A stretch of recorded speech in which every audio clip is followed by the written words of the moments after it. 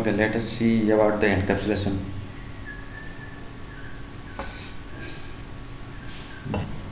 So encapsulation is nothing but binding the methods and variables inside a class. Okay. So this word comes from capsule. Okay. So let us see. Okay, fine. So this word comes from the word capsule. So this term. So the image also here is given as a capsule. Okay. So inside the capsule there are, you can see, tiny globule-like components. Okay, those are chemical components. Okay, so that plastic or the soluble material which is made of capsule that protects those globules, okay, from various external sources. Okay, similarly class can hold methods and variables, okay, and protect from external entity. Okay, so the real contents are variables or the data and the methods. Okay, those will be protected from external entity or user. So for that, encapsulation helps wrapping or the boxing of data and the method inside a simple class. Okay, so this is the overall concept of encapsulation. So why do you need encapsulation? Okay, you can see in our let us write an example.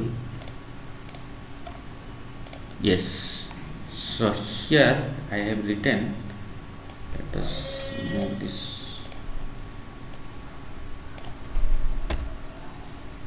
Okay, so this is a public class and the class name A. Suppose A is a class. Okay, and there are two variables inside this class. One is A and another is B. And there is a method that is called sum, which will return an integer value. So return type will integer and the method name is sum. Two arguments we have passed, one is integer x and integer y. So I have to declare int x and command int y. Two arguments I have passed to the this method. So finally it will return sum of two arguments x and y. Okay. So this is the method. This is the method block. Okay, and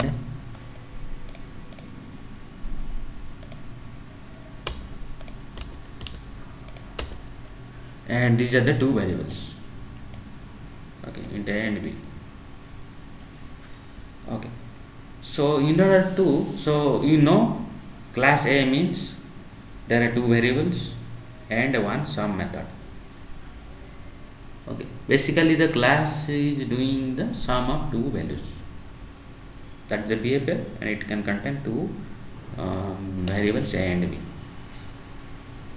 Okay, now whenever you create an object of this class, how do you create an object? Class name, then reference name, A underscore object. So better you write this OFBG.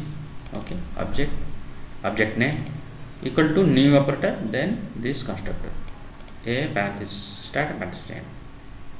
Okay, by calling new operator I have created object. Now already in the memory allocation instantiation happen inside the JVM. So this object is already alive.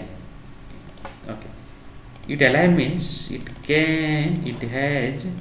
I can access the variable value. How do you value? I will call system.out.println object name dot, I will use dot operator dot A. So A value will be printed. What is A value? A value is 10. So 10 value is printed. Similarly, if I will call A object dot B, then 20 will be printed. Now how do you invoke a method? So these are how to invoke a variable or data in using creating object. Now what will you do? Sum, I will pass two integer 10 and 20. Okay, I will invoke this method by using dot operator, and I will call the method name dot sum, and I will pass two values 10 and 20. So what will it do? What will do this method? This will return x plus y. X is 10, y is 20, so 30 will be returned. So finally 30 will be printed in the console. Okay. So here you can see class A is having two variables A and B. Those are data. Okay, and this is our method. So both method and data are perfectly wrapped and pegged inside a class, this class A. So for this properties of object-oriented concept is called encapsulation. It will protect, or it makes secure the data and method from other entities, other objects, okay, other process, okay, till it is alive inside the JVM. And yes, abstractions on the other end also, it protects implementation details. It hides all the implementation details, only shows what is meant to be shown to the outside world. So both concept, abstraction and encapsulation, are important, and we will see in the next section how to create a project and class and show some demonstration.